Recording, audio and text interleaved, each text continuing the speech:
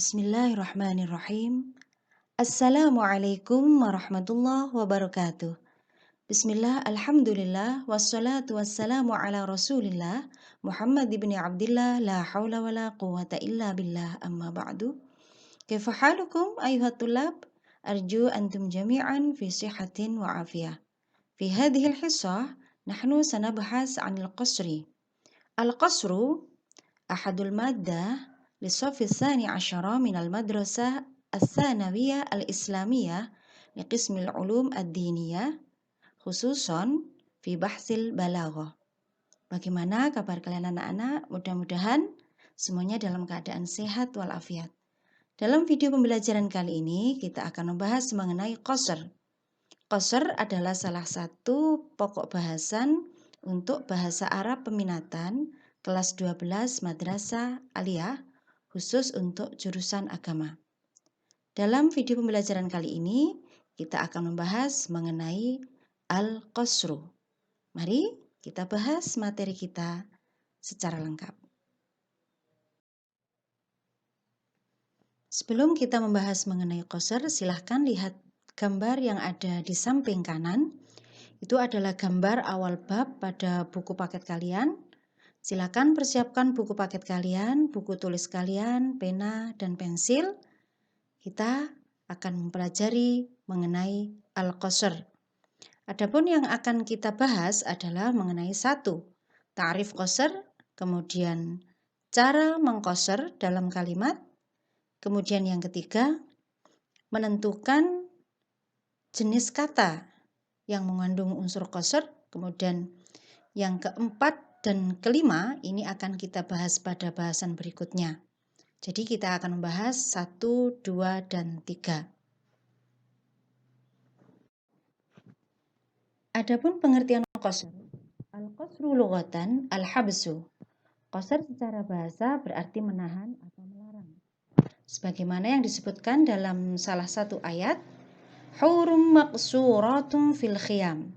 Yang dimaksud adalah kata maqsuratun. Artinya adalah tertahan. Arti lengkap dari ayat itu adalah hurul ain atau bidadari-bidadari yang jelita, putih bersih, tertahan di kemah-kemah. Kemudian istilahan, adapun secara istilah, qasr adalah huwa takhsisu syai'in bi syai'in bi tariqin makhsusin. Mengkhususkan sesuatu dari yang lain dengan cara tertentu. Contoh kalimat yang ada qasr dalamnya adalah innamal qana'atu kanzun. Sesungguhnya qanaah itu adalah harta simpanan. Untuk lebih memahami tentang qasr, marilah kita bahas lanjutan dari bahasan ini, yaitu arkanul qasri. Arkanul qasri, adapun rukun dari qasr antara lain, sebagaimana tadi ada contoh innamal qana'atu kanzun. Sebenarnya apa saja rukun qasr? Perhatikan rukun qasr pada kalimat berikut.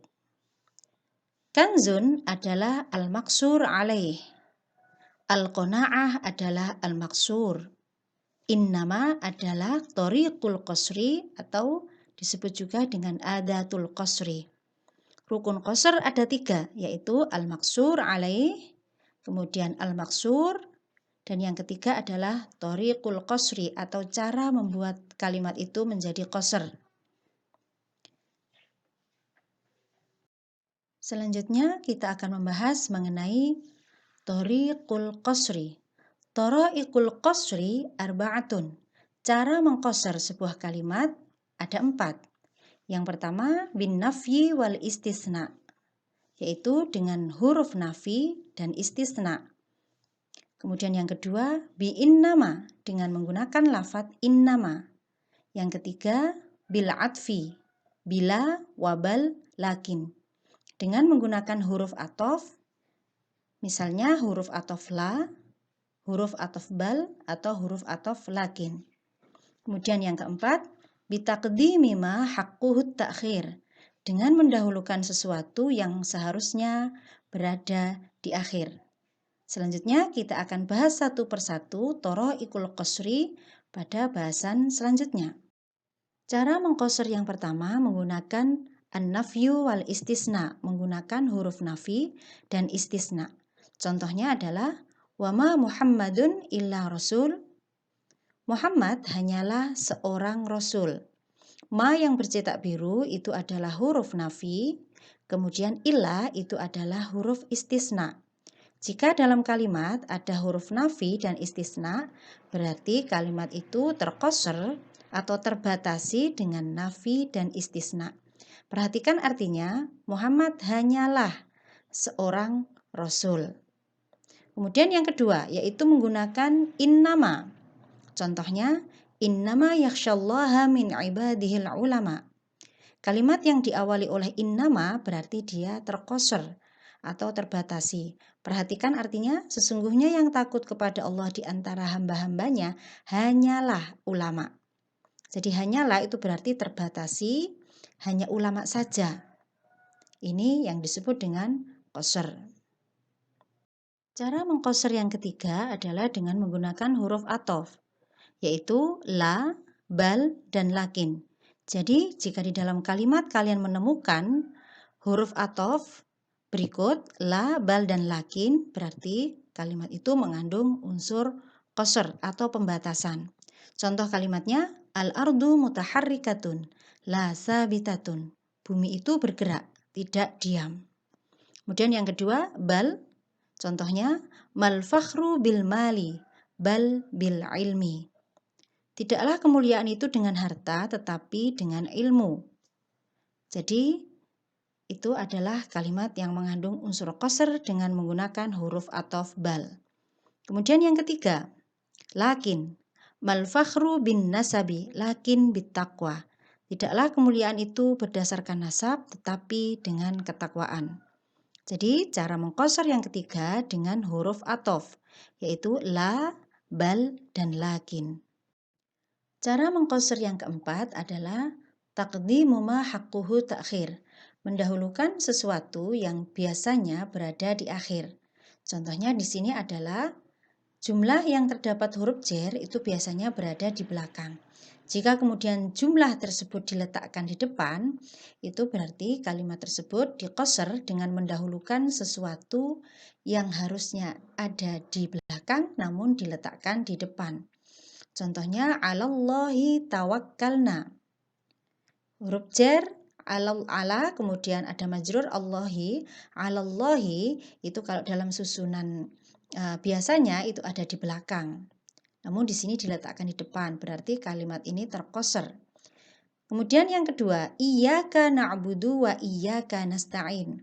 Kata hanya kepadamu, ini kalau dalam susunan kebiasaannya, kepadamunya itu ada di belakang, namun di sini dia diletakkan di depan karena tujuannya adalah mengqasr.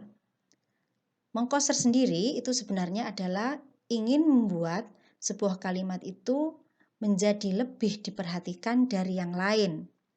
Jadi hanya kepadamu. Jadi fokusnya ada di situ, maka dia diletakkan di depan. Jadi dalam kalimat ini cara mengqasrnya dengan meletakkan sesuatu yang harusnya di belakang namun diletakkan di depan. Itu tadi adalah thoro'iqul qasri atau cara mengqasr yang jumlahnya ada 4. Demikianlah penjelasan mengenai qasr. Intinya adalah qasr itu mentakhsis atau mengkhususkan sebuah kata dengan menggunakan metode yang bermacam-macam. Tadi ada 4 metode cara mengqasr. Kemudian tadi juga sudah disebutkan rukun qasr. Ada al-maksur alaih, kemudian al-maksur, kemudian adatul qasri atau thoriqatul qasri atau cara mengqasr. Demikian bahasan kita pagi ini. Syukron ala ihtimamikum. Assalamualaikum warahmatullahi wabarakatuh.